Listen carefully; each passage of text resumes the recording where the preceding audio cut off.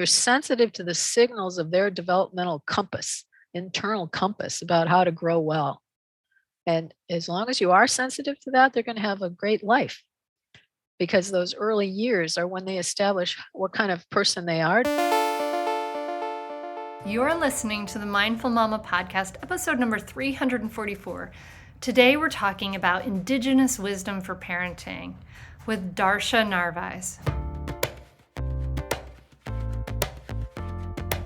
Welcome to the Mindful Mama podcast. Here it's about becoming a less irritable, more joyful parent. At Mindful Mama, we know that you cannot give what you do not have, and when you have calm and peace within, then you can give it to your children. I'm your host, Hunter Clark Fields. I help smart, thoughtful parents stay calm so they can have strong, connected relationships with their children. I've been practicing mindfulness for over 20 years. I'm the creator of Mindful Parenting, and I'm the author of the best-selling book, Raising Good Humans, a mindful guide to breaking the cycle of reactive parenting and raising kind, confident kids. Hey, thanks for being here. I'm so glad you're here. Listen, if you haven't done so yet, hit the subscribe button so you never miss an episode. And if you get some value from this podcast, please just do me a favor. Go over to Apple Podcasts, leave us a rating and review. It just helps the podcast grow more. It takes about 30 seconds of your time. I really greatly appreciate it from the bottom of my heart. In just a moment, we're going to be sitting down with Darcia Narvaez. She's professor of psychology at University of Notre Dame and host of evolvedness.org, and she employs a lifespan interdisciplinary approach to studying morality, child development, and human flourishing. She's the author of the award-winning book Neurobiology and the Development of Human Morality, Evolution, Culture, and Wisdom. She blogs for Psychology Today and hosts the evolvedness.org. And I'm so excited for you to talk to Darcia with me, because we're going to talk about Indigenous wisdom and the influence on health, well-being, and our society and our kids, right?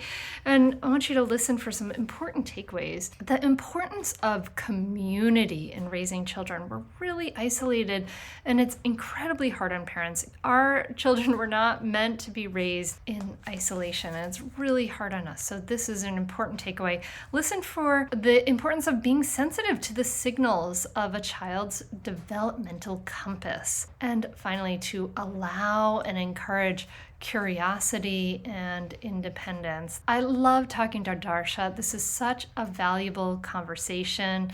Not all the habits we have from our culture and our family are amazing. And we're going to start to talk about some alternative ways of looking at things that are really, really valuable. And hey, listen, if you're listening to this the week this comes out, you can still have time to join our Mindfulness Challenge for Parents, April 26th to May 2nd, 2022. You know, you may have heard about the benefits of mindfulness, but are you practicing? Mindfulness, it really helps us calm our reactivity. There's people in high-stress jobs everywhere, from active duty military to the NBA to surgeons, right, who are practicing. Why not parents? We have high-stress jobs. This really, really helps us. So I've made it super simple for you to start. You can join my free 7-day challenge at mindfulmamamentor.com/challenge. That's mindfulmamamentor.com/challenge. That link should be in the show notes wherever you're listening to this. You can go to your phone and look at the notes and look at those links, and you'll find mindfulmamamentor.com/challenge. You might as well, it's free, and you'll see some amazing benefits. Now join me at the table as I talk to Darcia Narvaez. For the parents who are raised with Western parents who, sort of quote unquote traditional parents who are, very, about the rewards and the punishments and independence. I had a lot of independence pushed on me when I was a kid. And now we're going into parenting our own kids, and we may have some different ideas about how we want to parent our kids. And we may have some better ideas about attachment and their emotional and mental health and well-being. What are the things that parents in this position may need? What are the things we need to know about child development that we may not be getting or yet? I just published a blog post on the greatest harm to a child that can happen. and that is disconnection.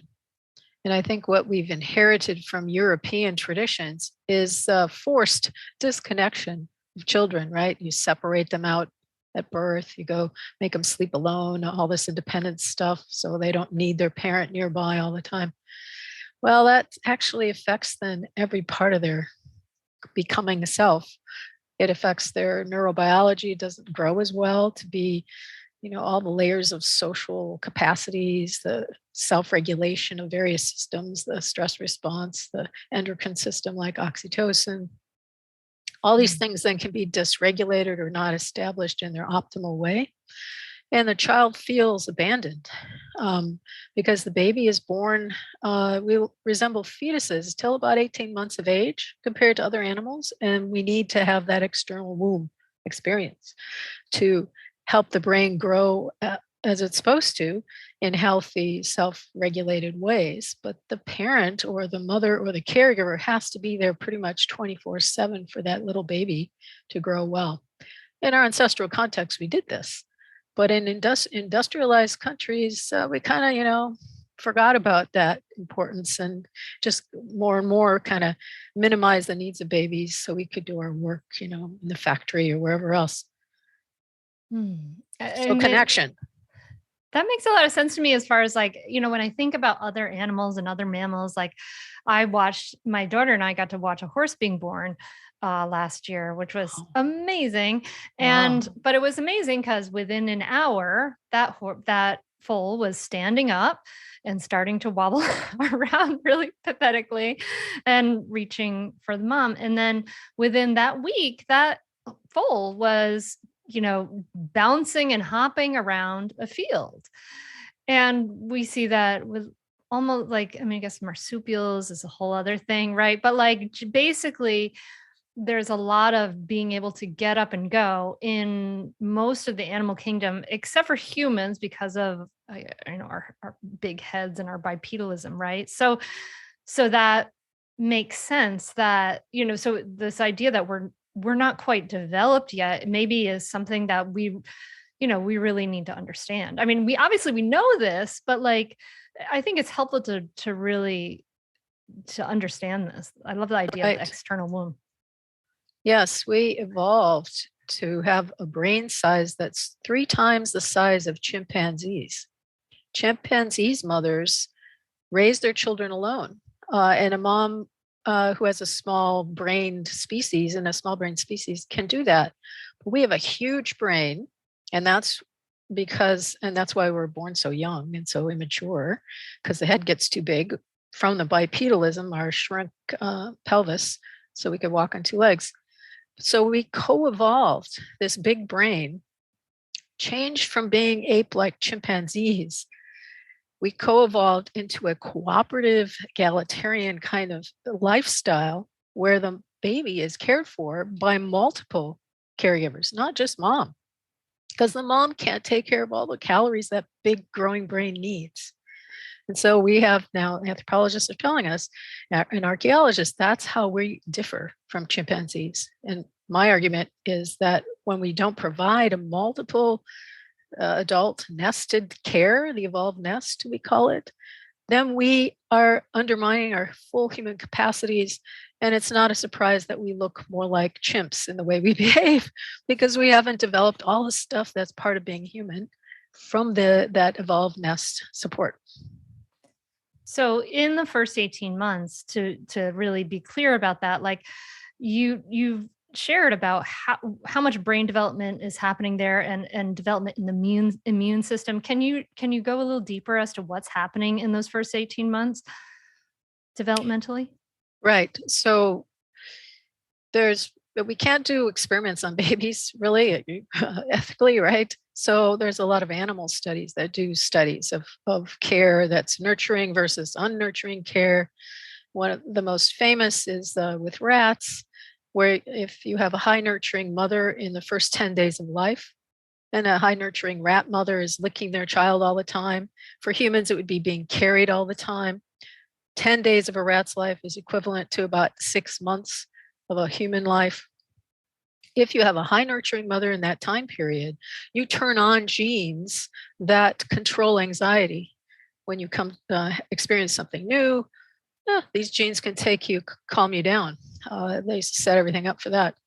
If you don't have that high nurturing mother in those 10 days, 6 months for us, then those genes never get turned on. You never are able to do it later because it's a sensitive or critical period for that.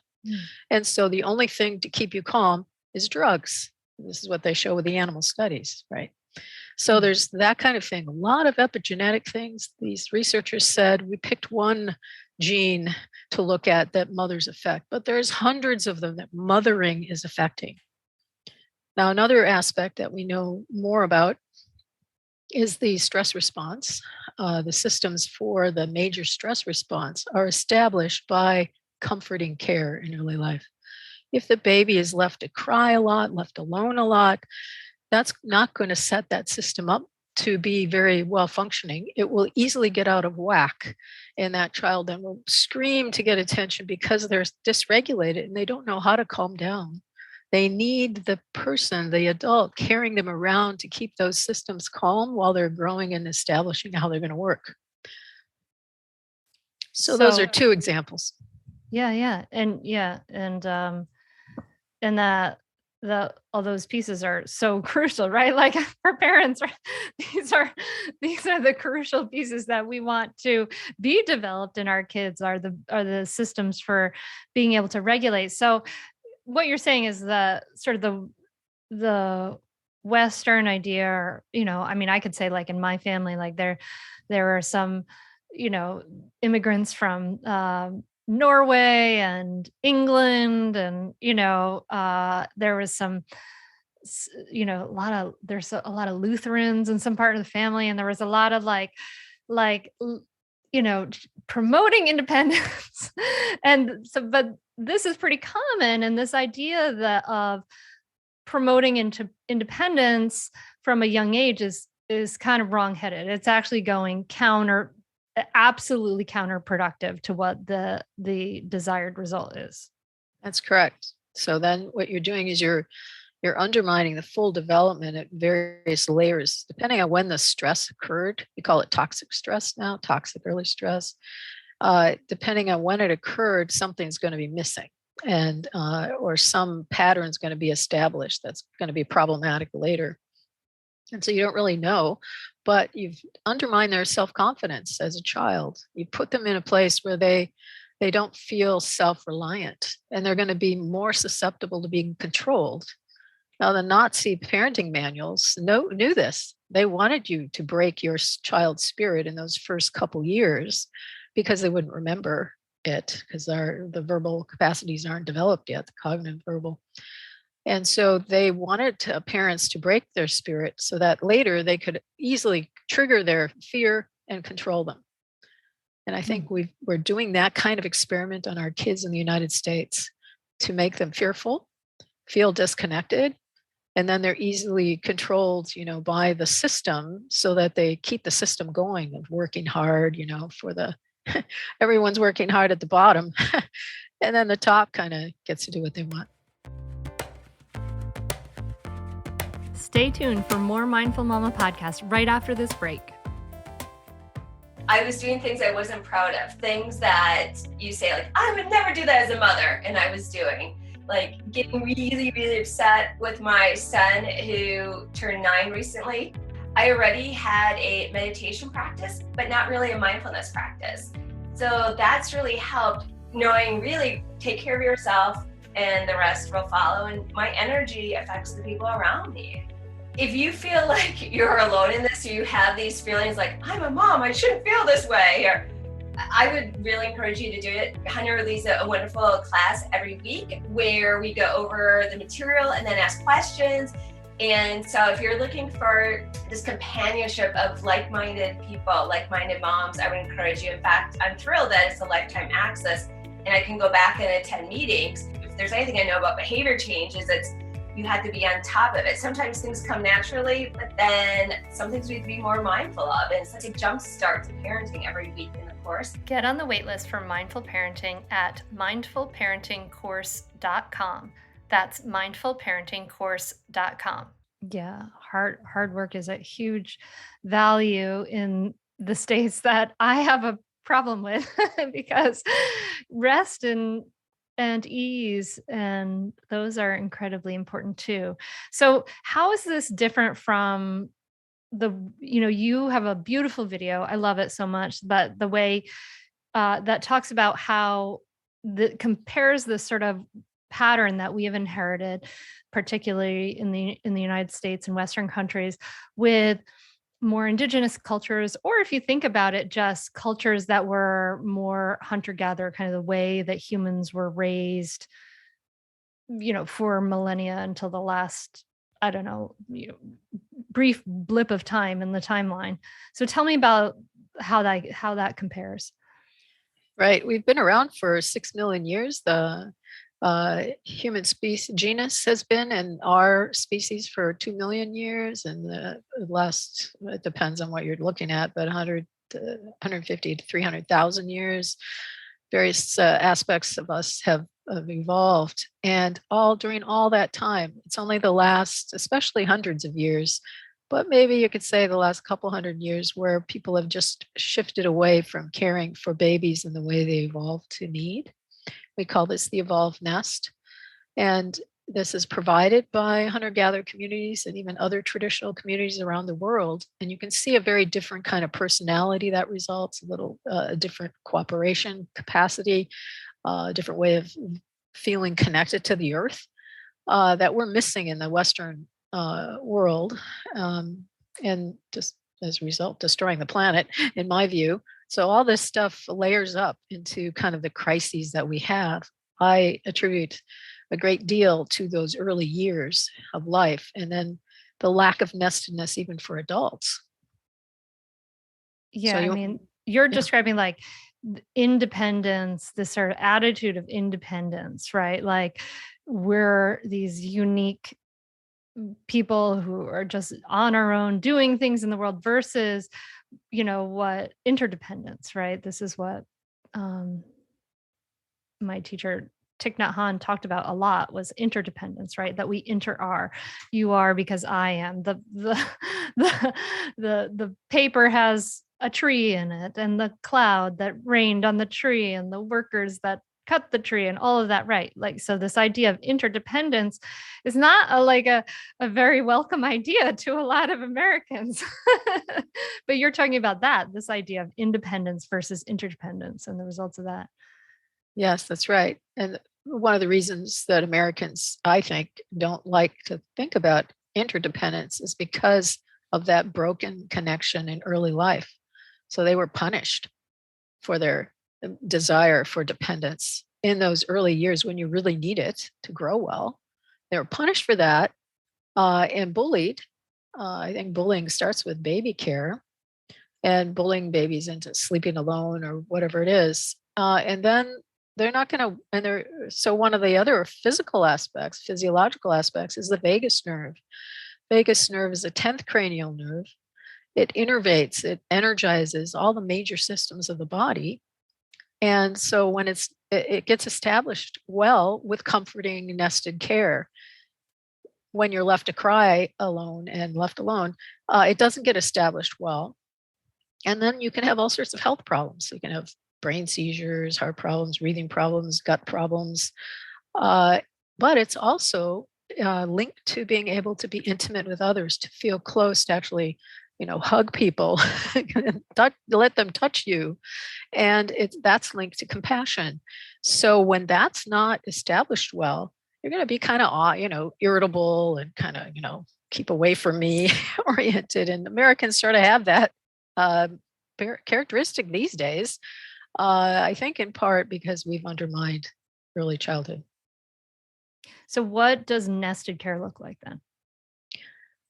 Well, we can start with gestation.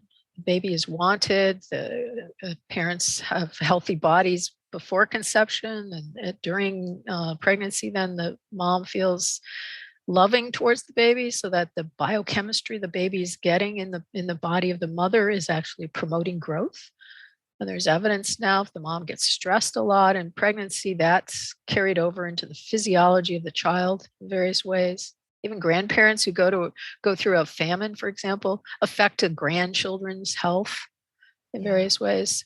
So there's that aspect. Then there's birth, and the perinatal experiences needs to be soothing and follow the patterns of the baby. Babies vary by how long they stay in the womb by about 55 days. Wow. So any yeah, it's amazing. So any due date that's selected is really a guess, because you don't know what that baby is oriented to or needs, right? So that drives me crazy, the whole due date thing. Yeah. They count certain number of days, and then so much matters on this due date that somebody has guessed on, and we don't really know when conception happens. It's so frustrating. Yeah, and then they force the baby out if they think it's according to that due date, and then babies are born premature in a way. We don't count it that way, but so then there's that. Separating mom and baby, not good. The reward systems of both their bodies are ready to glom onto each other like this permanent magnetic force, and you separate them. That it's sort of like stopping lovemaking in the middle. It's hard to get back into it, right? If someone interrupts you, that flow of energy is just gone. We do all sorts of things to babies that induce pain at birth. For example, circumcision is a horrible thing. For example, traumatic, that lasts the lifetime psychologically and physiologically. Then after birth, you want to have soothing birth. And then you want to breastfeed. Now, breast milk is this magic elixir, got thousands of ingredients, builds the immune system with all immunoglobulins needed, which takes years to develop. And so our heritage of breastfeeding, the average age of weaning that's been noted, documented around the world in these places where the nest is provided, is 4 years. 4 years. That's the average. That means it goes beyond that in some communities. So I know I'm not sure I can handle that. The mind. No, thank you. Right. So I know there are moms that feel like they can't breastfeed, and then there are all sorts of things that interfere with success. So what we need to do, of course, is to have milk banks and wet nurses. Other countries have those in hospitals, for example, wet nurses. But we're a for-profit health care system here, so we don't promote health, optimal health necessarily. So breast milk is really important. Formula is just sort of a good emergency food to keep the child alive, but it doesn't have all this good stuff that's going to build the psychology and the neurobiology of being a human being. Then there's welcoming climate, a welcoming social climate. The child is wanted and loved, feels like they belong. And this is a community of caregivers. So allo parents or allo mothers beyond the mother. And can you just define that, allo parents? So that means they're providing the mother-like care. In our ancestral context, it's even breastfeeding a baby that's not yours, for example. Wow. Okay, so Darcia's saying like people around the mother. Allo parents are like almost parents, right? Like they're people around the mother who are also providing care. Gosh, this is like, keep going. But as you describe this, I like weep for our culture. But go ahead. Yeah, I know. So allo means other. So it's other mothers, other nurturers, essentially. And what do we want those nurturers to be like? We want them to be responsive. So in babyhood, keeping the baby calm. So you don't hear babies crying in these societies. If the baby makes a sound because they've been put down for a second, they'll say, "Oh, pick up the baby, pick up the baby," because you want to keep them calm in order to develop a calm personality and keep all the healthy biochemistry going. And not that they examined all this, but they had intuitions about it. And then there's affectionate touch. So allo mothers and mothers will carry the baby around pretty much 24/7 until they become mobile. And then the baby gets to choose whether to be in arms or moving around. So that's, months of caring and co-sleeping and such, safely, of course. Then there's free play. Babies are actually under natural conditions, ready to play from birth. They're ready to have the back and forth communication with the caregiver. Could be dad that's holding the baby skin to skin if the mom can't do that, or the mother. And then to develop that kind of playful interaction, conversations and little games. And throughout childhood, our right hemisphere is growing. more rapidly in the first years, but it's also gathering experiences that the left brain, the conscious mind, is going to access to decide what to do in life. So children are oriented to play, play, play, play when they feel safe and well, which is the way they learn.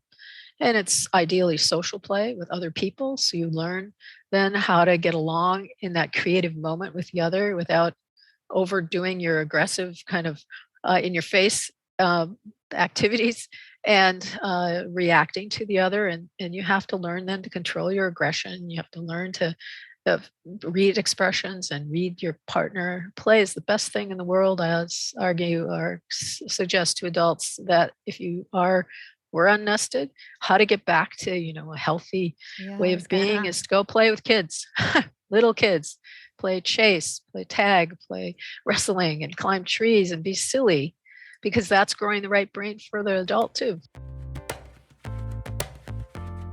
Stay tuned for more Mindful Mama podcast right after this break. We are supported by Thrive Causemetics, and I'm so thrilled with that because Thrive has no parabens, sulfates, or phthalates. They're 100% vegan and cruelty-free, and they have a cause. I love Thrive Causemetics because they're just high quality, incredible products. They are clean, right? They're vegan, they're cruelty-free, they don't have those nasty parabens, and this cause. And so this cause is so cool. The cause is the Bigger Than Beauty mission. For every product purchase, Thrive Causemetics donates to help women thrive, like women who are emerging from homelessness or surviving domestic abuse, fighting cancer, and more. I love using amazing products that also help other women. Like, that feels so good. So what products do I love from Thrive Causemetics? Literally every day I use their Brilliant Eye Brightener. It's this cream to powder highlighter stick. It brightens and opens the eyes, giving you an instant lift. So even if I'm in a day where I'm not on video and I'm not necessarily putting on mascara, I'm gonna use this Brilliant Eye Brightener in the Aurora color. It's like a rose gold color because it makes me look like I've had plenty of restful sleep, even if I haven't. It's this like well-rested, vibrant look. It's lovely and it's so easy. And I also love their Liquid Lash Extensions mascara when I am going on video. That is the best. Or if I'm going out with my honey, or honestly just any day I want my lashes to look long and beautiful and amazing, and it's so easy to remove. I love both those products. And they have amazing skincare products. They have this sun-proof 3-in-1 invisible priming sunscreen. It's a skincare / makeup hybrid product, right? It has SPF 37. It perfectly preps makeup and prevents the appearance of aging skin from sun damage. And the primer creates this like perfect smooth canvas for makeup. It really is proven to extend the wear of makeup for 16 hours with this like blurred velvet matte finish that looks like really lovely all day. It's lightweight, hydrating gel, beautiful. Now is a great time to try Thrive Causemetics for yourself. Right now you can get 15% off your first order when you visit thrivecausemetics.com/hunter. That's Thrive Causemetics, CAUSEMETICS.com/hunter for 15% off your first order. Kind of what I'm getting from what you said, this like kind of like ideal scenario that you've laid out, that is that there's the obviously the desire for the child to be there. There's a love, but there's a lot of responsiveness, like paying attention to, and just attunement with the child, that responsiveness. It's interesting. I guess I want to like kind of push back on a couple of things, because the research on like, attachment, right? Secure attachment, it doesn't show that like sort of the way kids sleep matters as far as like whether there are certain number of people with secure attachment versus insecure attachment, and some of the specific behaviors. But what does show is that it's about the sensitivity of the caregiver. Is the caregiver comfortable in their own skin? Is the caregiver like attuned with themselves so they can be attuned to that child, which is what you're describing, versus kind of like the specific behaviors of that, right? So I don't know. I just want to offer that up and see how you respond to that. My view is that the measures of attachment, secure, insecure, disorganized, are just slight indicators of how well life is going for that child. It's not an optimal measure of optimality. Mm-hmm. It's just measuring that you're going to get along well enough, right? It doesn't mean that you're going to fulfill all your potential, which is what I say we should be focused on. So I think what's happened in research is so much has gone wrong for children that people are so happy when they don't drop out of high school. They don't get pregnant when they're a teenager. Whoa, that's a win. Well, that's getting back to zero in my mind. We want to get each person to their 100. I want them to be 100% of who they are and their fullness of their uniqueness, right? And that's not the research focus right now. I think maybe it's shifting a bit in positive psychology, but there's just a misunderstanding again of that nested care is so important for all these systems that the secure attachment measures aren't measuring. Okay. All right, cool. So for people now, what my worry is that the listener is going to hear you and be like, oh, great. Now I have a 5-year-old, a 6-year-old, a 7-year-old, and I'm worried that, the thought in the head is I'm worried that I messed up my child, right? And then what I'm worried is that this conversation was so valuable might put more pressure on moms who already feel so pressured and so overwhelmed, as it is. What do you say to that kind of parent? Yeah, there are a couple other aspects of the nest I haven't mentioned. Let me mention those. One is nature immersion and nature connection. We need that as human beings. We are earth creatures, and nature calms us down. Nature heals us. And so that's a great remedy for when we are distressed or overwhelmed, to go sit under a tree, lie on the earth, earthing, right? Or sunning. Those are healing practices, which is the 9th aspect of the nest, is routine healing practices. And that in our ancestral context means dancing together, singing together, having healing ceremonies, and mending our imbalance in our bodies and ourselves and our relationships with the earth too. So I think once you're awakened to the fact that the nest is important and it's already past babyhood time, I think you can start to then employ the playfulness, the nature connection, and then healing practices, cuddling and huggling. My husband and I always huggle, which is snuggling and hugging together. And having there's things you can do as a single person too, a massage, getting massages and stuff like that. So I know we have to kind of reorient ourselves, and a lot of us adults didn't get this nestedness. So I write a lot about how to heal those, what I call primal wounds of disconnection. So part of it is learning self-calming. If you just talk about a single person, learning self-calming techniques, belly breathing, and other kinds of things, so that you can actually feel fine in your body and start to feel love for yourself and love for your body. But then that's not enough. So with my students, my undergraduate college students, we would also learn to play together. And we'd use folk song games like "A hunting we will go, a hunting we will go, we'll catch a little fox and put him in a box and then we'll let him go." And when you play these games together as a group, and you can do this in the family, you have to touch each other, you have to look at each other, you have to pay attention to where you are in the game, and you start to laugh and you start to enjoy yourself, and that right brain is growing. That's what you want. It's right hemispheres, helps you develop empathy, helps you develop self-control, helps you feel connected beyond yourself. And then the last thing is also to understand how you are connected to the whole earth, that you are never alone. You are part of this whole magical web of life, and to immerse yourself in that kind of knowledge and insight. There's a lot of stuff online now for that. I'm thinking back to with my daughters, we would go hiking and play on the fallen trees while we're hiking, and that was just, we would leave those kind of afternoons, like just feeling so relaxed, so connected. Those were really sort of these, like all these sort of healing moments for us, to come together in nature was always everything you described. Yes. And that requires time. That requires us being able to allow our kids outside, right? Like so many parents are afraid to let their kids outside, let their kids explore, let their kids climb a tree. It's okay to let them climb a tree. They, you can spot, right? Like, and there's all kinds of things you could say. Does that feel comfortable for you to be out on that limb? It's probably better though to not be there, to let the child from the beginning explore on their own. They're smart enough. They are a body that doesn't want to die. They are, cars in the street is a different matter, but if it's the natural world, they will figure it out.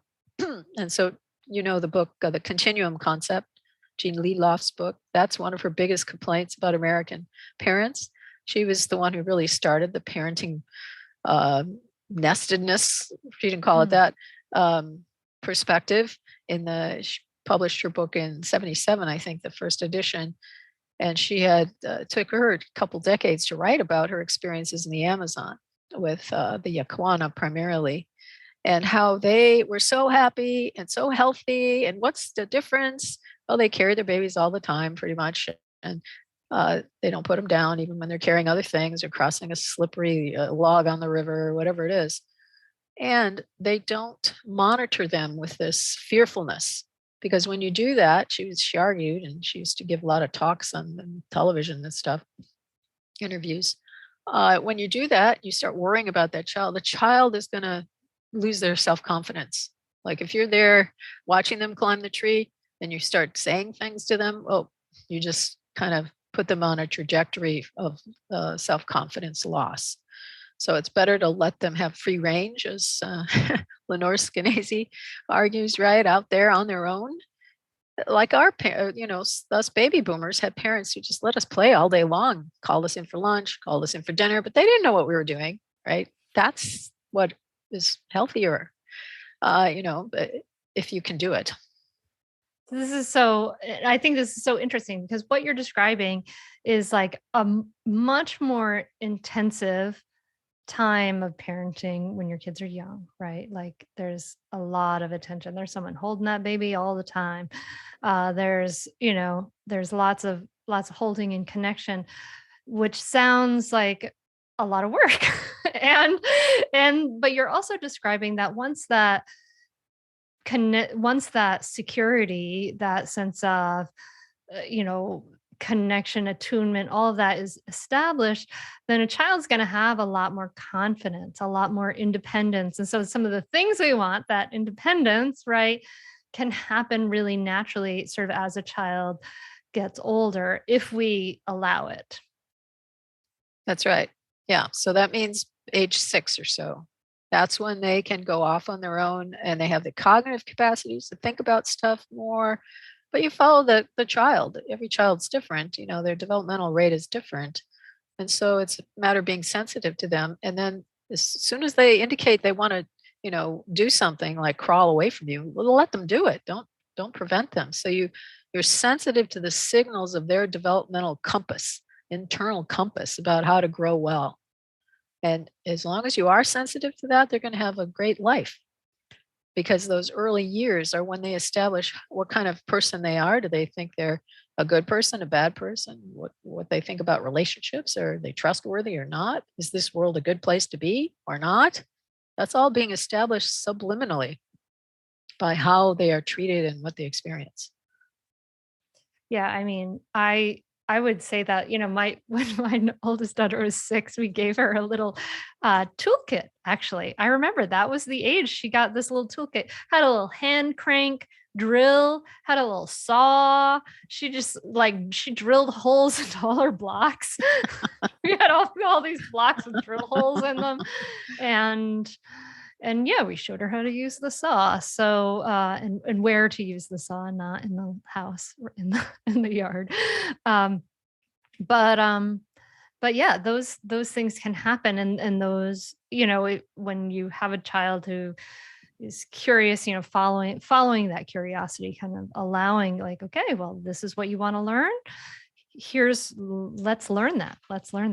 And part of that is letting them help with the chores around the house. There seems to be a sensitive period for that between ages maybe 1 and 4 or something, where they want to help, even though they do a terrible job. You have to refold the laundry, for example, right?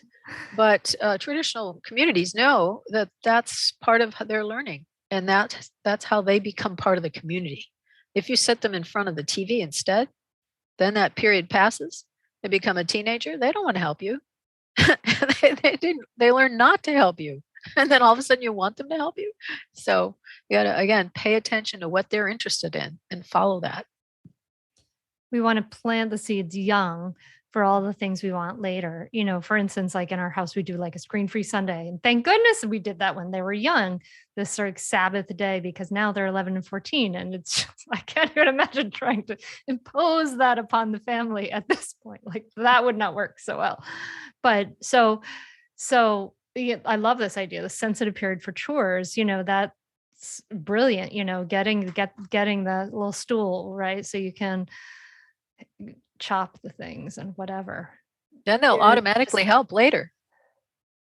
And so I think what you're describing, Darcia, really requires a mentality of slowing down, of slowing down and having less, as best we can. We know some parents are, working 2 jobs, both parents, and doing what they can to get by, but an attitude of slowing down enough to have the time and the space to give that child to have it take that many more minutes to make dinner, and that many more minutes to get out of the house, and that many more minutes to follow around this child who's curious about things. Yeah. Yes, and to know that your presence is the key. Your emotional presence, your cognitive presence, you're not distracted. That's what they expect. But it's not supposed to be just on 1 or 2 caregivers, right? It's a community of caregivers, so that when this particular caregiver is tired, has something else to do, then there's another caregiver that steps in. So that's the other thing that really is handicapping us here in the States. We don't have the extended family nearby. Sometimes that extended family has unnested ideas about how to raise a child. Oh, let them cry, or you're going to spoil the baby, or, kids are resilient. Oh, it's genetics, the personality, right? No, all those things are myths, really. You're shaping their personality by how well you're caring for them. If you leave them in distress a lot, they're going to develop a protective way of being in the world. And I look at morality too. So later on, they're going to be oriented. They'll trigger into the stress response that shifts the blood flow away from your higher order thinking. That's just what it does. Mobilizes you for action. It's going to be hard to learn when you're in that mode. It's hard for you to be open-hearted, hard for you to be open-minded. And you're just going to want your way of dominating someone else, because you're kind of in that stress mode, or you're just going to withdraw and shrink away and disappear. We don't want either of those things, right? We want them to be themselves in the moment and be strong and flexible, no matter what happens. So we have to remember then our presence is helping build their personality for flexibility. Intelligence is flexibility. So you don't want a rigid, scripted life.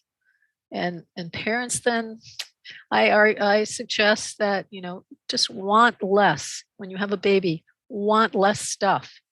Just be with the baby, react, and be responsive. You don't need toys either. Don't spend money on all that stuff, right? Just be with the child, go outside, play with a pine cone or whatever it is, whatever the child's interested in. So yeah, I think simplifying your life is key, slowing it down. And what you're describing requires a lot of resources, mental resources, emotional resources, et cetera. And so the idea, and dear listener, there's a podcast this spring that we're also talking about how to get caregivers into your life, and we go through how to do that. So what Darcia's describing, if you are separate from your extended family, which most of us probably are, right? She's not describing everything on mom 24/7 all the time, and mom is martyred and overwhelmed and and destroyed by this experience, right? Yeah. Like that's not going to help this child become, if you're overwhelmed and you're emotionally incapacitated, that's really, really bad for the kids. So this means this is an intensive period of time when kids are young, babies and up. So that means it is a time when you, as best you can, to the best of your resources and abilities, get the help. Like you need it.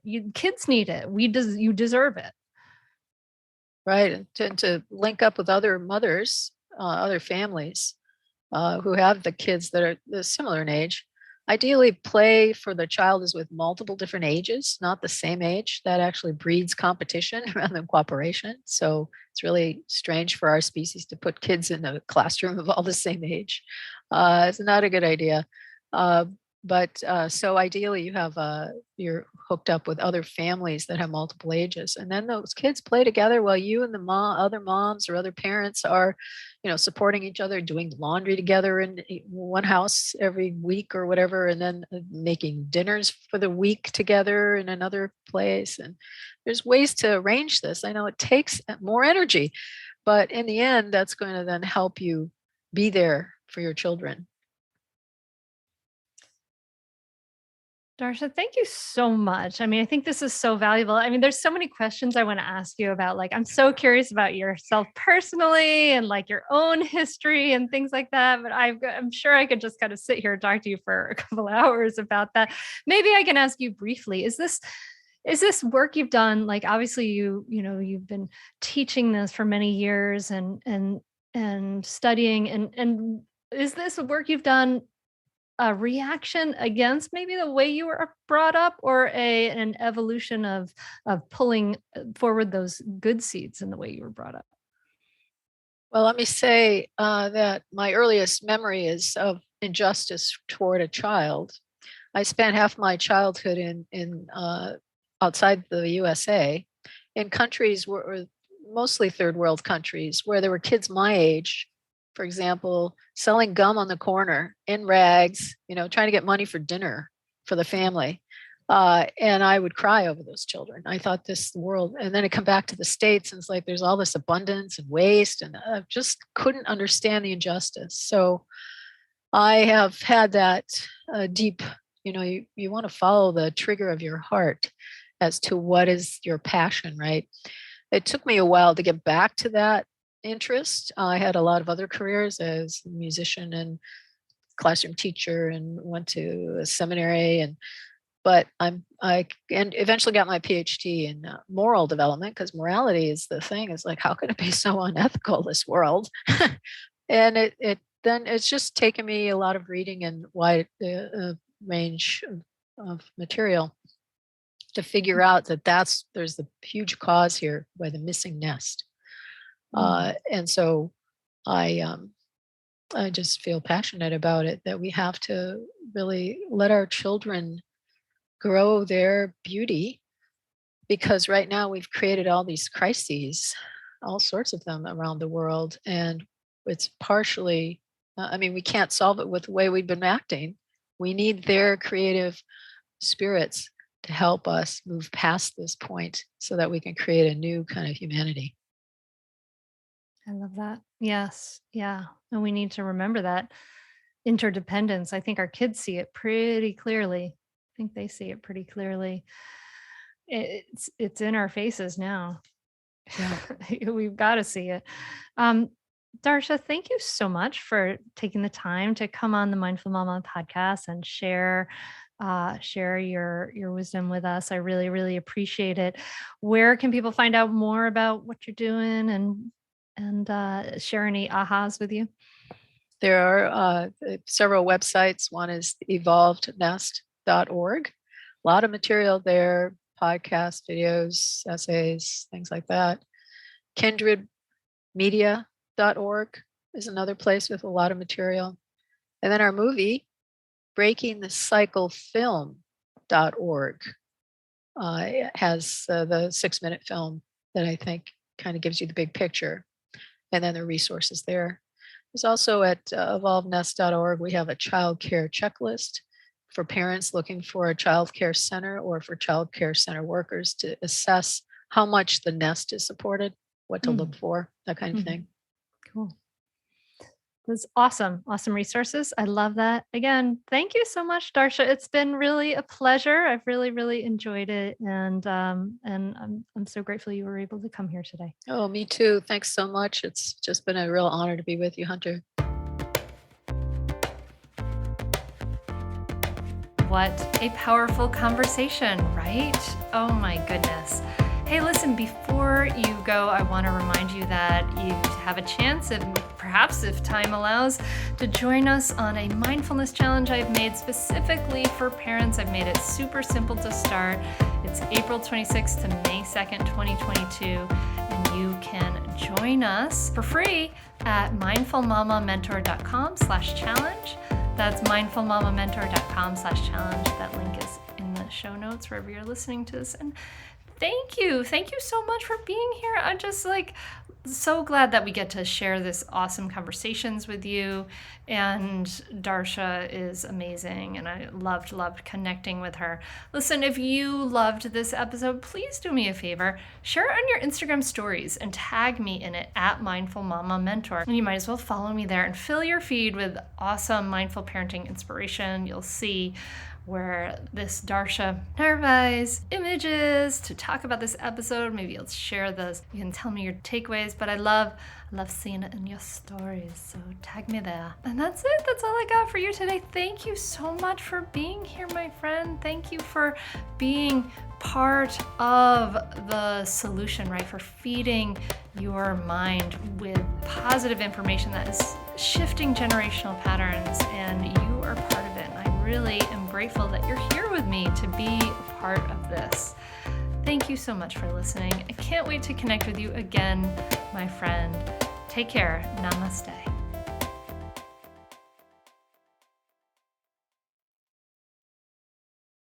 I'd say definitely do it. It's really helpful. It will change your relationship with your kids for the better. It will help you communicate better. And just, I'd say communicate better as a person, as a wife, as a spouse. It's been really a positive influence in our lives. So definitely do it.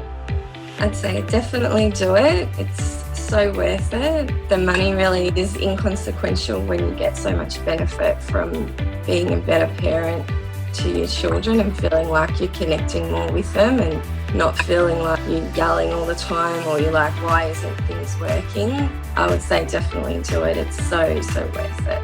It'll change you. No matter what age someone's child is, it's a great opportunity for personal growth, and it's a great investment in someone's family. I'm very thankful I had this. You can continue in your old habits that aren't working, or you can learn some new tools and gain some perspective to shift everything in your parenting. Are you frustrated by parenting? Do you listen to the experts and try all the tips and strategies, but you're just not seeing the results that you want? Or are you lost as to where to start? Does it all seem so overwhelming with too much to learn?